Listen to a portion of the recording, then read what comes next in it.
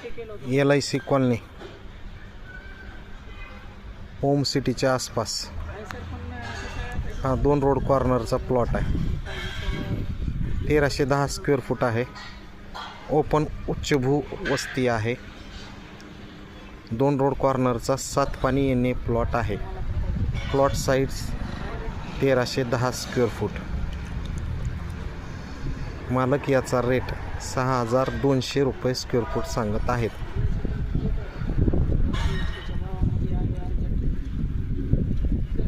Home सिटीच्या रोडपासून दुसरा plot येतो.